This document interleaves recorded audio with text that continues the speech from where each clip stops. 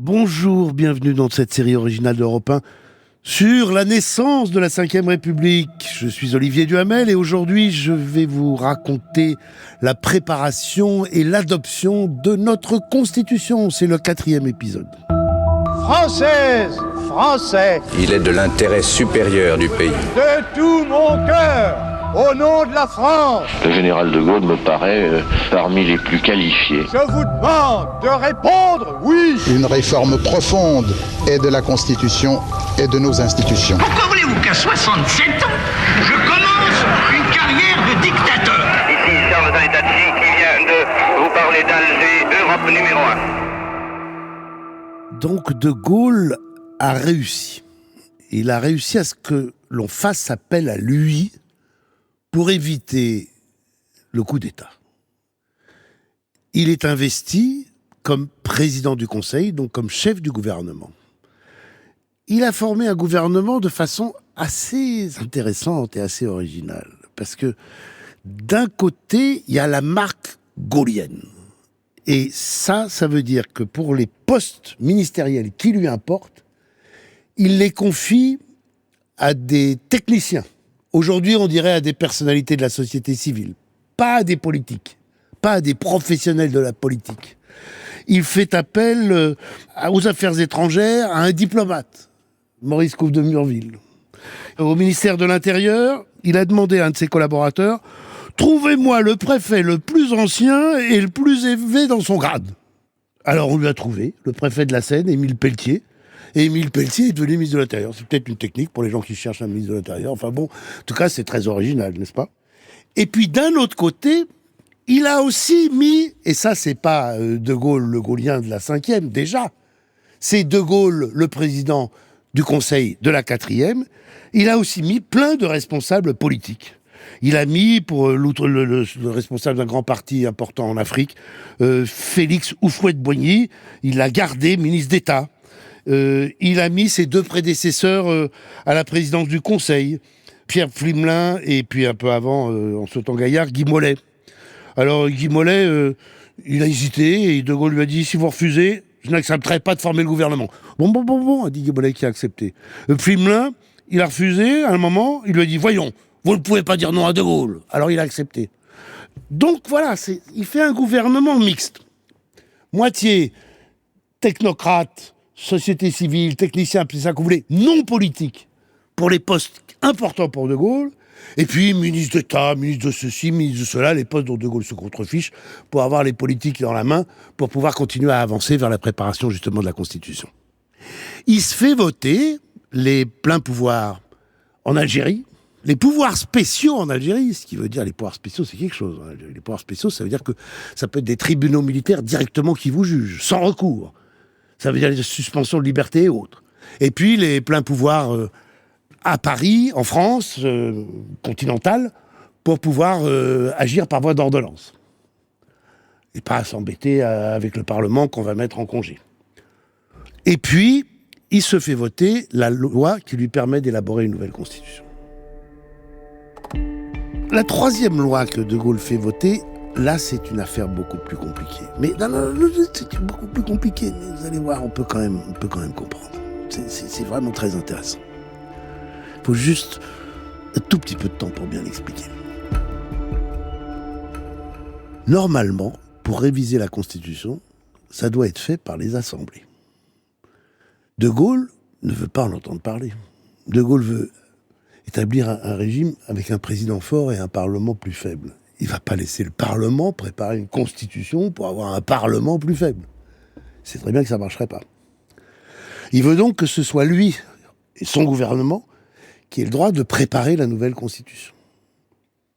Donc, il demande à l'Assemblée de lui déléguer, et après au Conseil de la République, c'était le nom du Sénat de l'époque, de lui déléguer son pouvoir d'élaborer une constitution, ce qu'on appelle son pouvoir constituant. Mais est-ce qu'on a le droit de déléguer son pouvoir? Ça va pas de soi. Vous imaginez pas le président de la République, un soir, dire « Oh, le pouvoir m'a fatigué, Je suis attaqué par l'opposition, à droite, à gauche, j'ai des critiques dans mon parti, j'ai des ministres qui me nuisent. Je suis fatigué. Je cède le pouvoir à Canteloup. C'est impossible, on dirait que c'est illégal, vous n'avez pas le droit. Vous avez reçu le pouvoir du peuple français et de la Constitution, vous ne pouvez pas le céder à qui vous voulez. Donc, en latin, l'adage dit « delegata potestas non potest delegari ». Delegata, délégué, potestas, pouvoir délégué. Non potest, ne peut pas. Delegari, être à nouveau délégué. Et d'ailleurs, vous les gaullistes, disent les opposants à De Gaulle à ce moment-là, au premier rang desquels l'avocat Tixi Villancourt, extrême droite mais extrême brillant.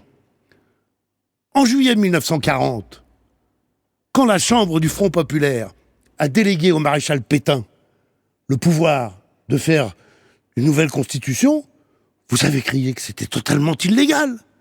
Vous ne pouvez pas abandonner un pouvoir que vous tenez de la Constitution et du peuple. Non. C'est illégal. Solide objection. Réplique à l'objection. Mais qui a décrété que delegata potestas non potest delegari? C'est des trucs de prof de droit, c'est des adages de la tradition, mais c'est pas écrit dans la Constitution. Delegata potestas non potest delegari, on peut pas déléguer le pouvoir constituant. C'est pas écrit. C'est écrit qu'il y a l'article 90 pour réviser la Constitution. Et par l'article 90 pour réviser la Constitution, je révise le mode de révision. Le tour est joué.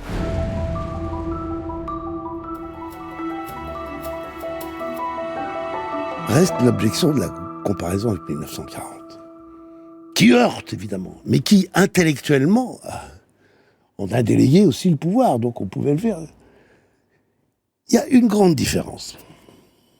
C'est que la France était occupée par les Allemands. Donc la décision n'était pas libre. Là, les militaires prêts à faire un coup d'État, ils n'étaient quand même pas avec des mitraillettes devant l'Assemblée nationale. Hein. Il y a une seconde différence importante. C'est que le texte, on délègue le pouvoir de faire une constitution au gouvernement, mais le texte sera soumis à référendum, au peuple. Donc même ceux qui soutiennent delegata potestas non potest, on ne pouvait pas céder le pouvoir constituant au gouvernement de Gaulle, à tout le moins, le retour au peuple laverait cette illégalité, donnerait la légalité et la légitimité en fin de parcours. Et ce qui est intéressant, c'est que dans la loi du 10 juillet 40, il était prévu que la nouvelle constitution de Vichy, qui verra qu'à moitié le jour par quelques actes machins, peu importe, devait être ratifiée par la nation. Jamais été ratifiée, jamais le peuple français a été convié sous le régime de Vichy à adopter ou pas adopter. Alors que là, il est prévu que ce soit fait par référendum, mais c'est fait par référendum. Vous voyez, donc c'est pas qu'une querelle de prof de droit, c'était quelque chose qui heurtait très profondément. Et alors, au-delà de la discussion juridique, pourquoi est-ce que des gens comme François Mitterrand, Pierre Mendès France et quelques autres, en plus des communistes et de l'extrême droite, se sont opposés au général de Gaulle? Fondamentalement, parce que les conditions de son accès au pouvoir leur paraissaient inacceptables. Parce que, on l'a vu, il y a eu cette menace du coup d'État, cette pression militaire, et il disait, c'est pas possible d'accepter de donner le pouvoir, de fabriquer une nouvelle constitution dans de telles conditions aussi peu démocratiques. Donc, le 3 juin 1958, le gouvernement du général de Gaulle, et c'est ça l'essentiel, reçoit le pouvoir d'élaborer une nouvelle constitution. Alors je pourrais vous raconter longuement, les juristes adorent ça, tout ce qui s'est passé au mois de juin, au mois de juillet, au mois d'août, les jeunes du Conseil d'État qui travaillaient avec Michel Debré, les ministres politiques qui disaient « Ah non, pas ça, ça c'est trop, il faut dire ça autrement », le comité consultatif constitutionnel où il y avait les parlementaires, des profs de droit qui disaient « Rien, scrogneux, et c'est ceci et cela », le Conseil d'État, l'éminence, la plus grande juridiction administrative qui donne son avis juridique, tout ça, évidemment. Il y a des tonnes, il y a des milliers de pages écrites là-dessus. Mais bon, en fait, il se passe pas grand-chose. Rien de palpitant. Finalement, De Gaulle obtient ce qu'il veut quand ça le dérange pas, quand c'est des mots. Il cède quand c'est important, quand il y tient. Il cède pas. Et au bout de l'histoire, il aboutit à un projet constitutionnel qui est accepté, tant bien que mal, par la classe politique de la 4e République, qui convient à Michel Debré, qui voulait un président du Conseil devenu Premier ministre plus fort. C'est l'Angleterre qu'il a en image. Ça tombe bien, il s'appelle Premier ministre. Qui convient aux sénateurs. Le Sénat s'appelait le Conseil de la République. Il s'appelle à nouveau Sénat, comme ils sont contents, les sénateurs, de s'appeler à nouveau Sénat. Et voilà, tout le monde a son petit truc, tout le monde est content. De Gaulle a l'essentiel. Il va le présenter au peuple français. Et c'est la campagne référendaire qui commence. La nation qui seule est juge approuvera ou repoussera notre œuvre, mais c'est en toute conscience que nous la lui proposons. Nous l'avons fait pour le peuple que nous sommes, au siècle et dans le monde où nous sommes. Voilà, Françaises, Français, de quoi s'inspire, en quoi consiste la Constitution qui, le 28 septembre, sera soumise à vos suffrages. De tout mon cœur, au nom de la France, je vous demande de répondre oui. Finalement, le suspense n'est pas considérable. J'ai dit tout à l'heure que l'extrême droite appelait à voter non, mais pas toute l'extrême droite.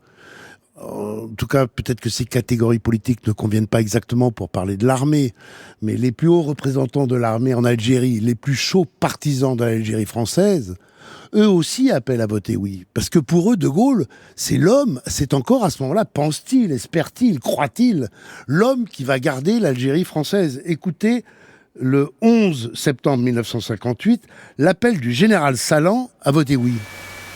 Ceci est très simple. Inutile de faire de la propagande, nous n'avons pas à en faire. Pour nous, il y a un grand oui.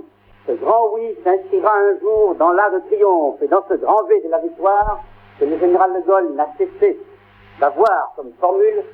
Tous, de Dunkerque à Tamanrasset, nous dirons oui, parce que là est la France, là est la grandeur pour nous tous.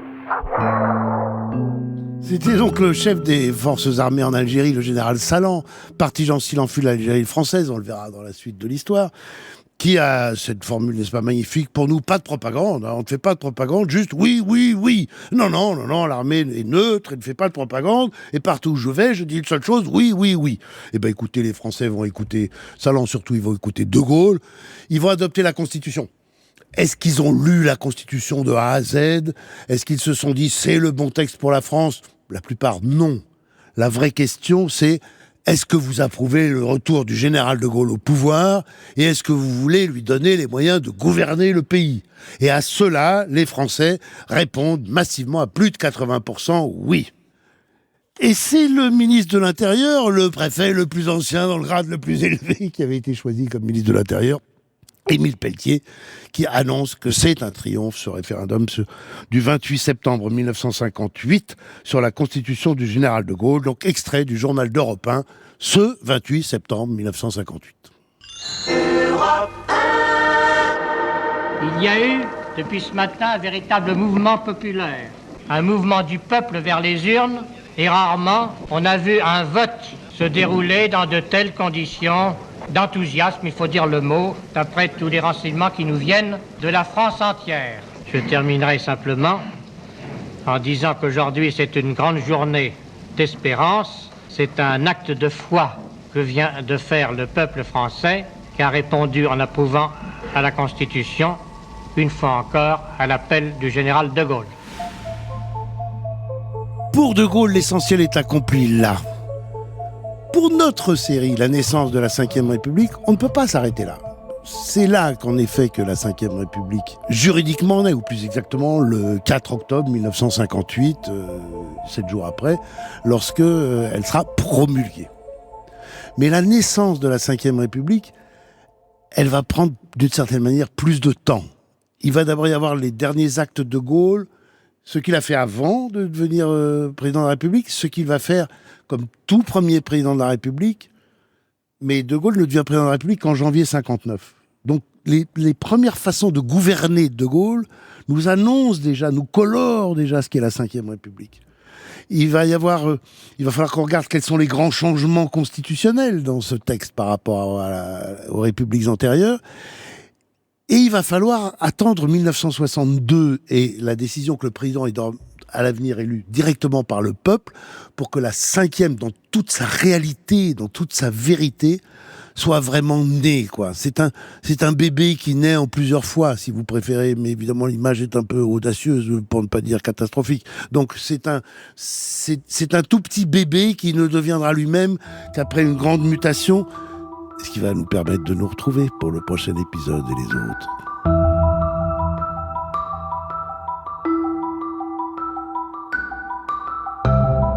Générique fin, c'est une série en 8 épisodes avec Olivier Duhamel, ma pomme, à la production et réalisation Thomas Caillet, préparé par Paul Lassène, Fanny Rasque, Claire Azan et le service documentation d'Europe 1. Une création Europe 1 Studio.